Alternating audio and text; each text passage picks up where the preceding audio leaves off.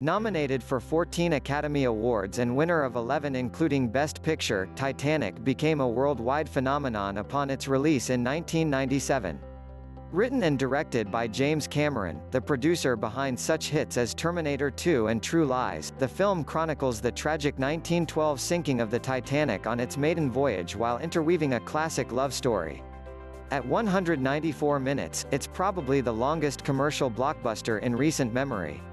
Apparently, the sinking of the ship mirrors the real-life timeline of the original sinking of the Titanic, and that's the reason for the 3-hour-plus running time, or at least, that's what I've heard.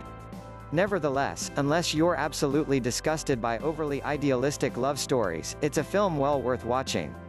Titanic centers around the life of Rose DeWitt Bukater, Kate Winslet, a young woman on board the celebrated launch of Titanic, the world's largest luxury ship and a vessel believed to be indestructible.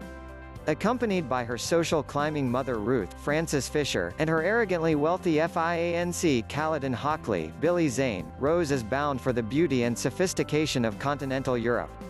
But her trip, and her life, take an unexpected turn when she encounters Jack Dawson, Leonardo DiCaprio, a vagabond artist with no money, zero social status, and a zest for life.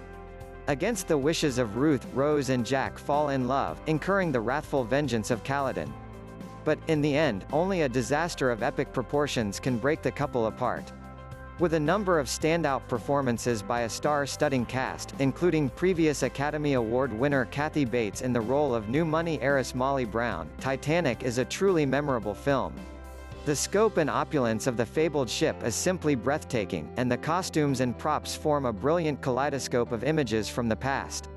Although an overblown and idealistic teenage love story was the true focus of the film, Titanic created enough action and suspense during the sinking to keep viewers who aren't interested in such plots interested.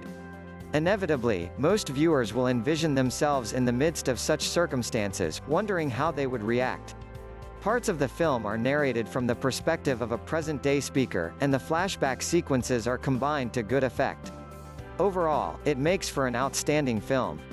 James Horner composed the musical score for Titanic, and his efforts are one reason the film experienced such widespread success.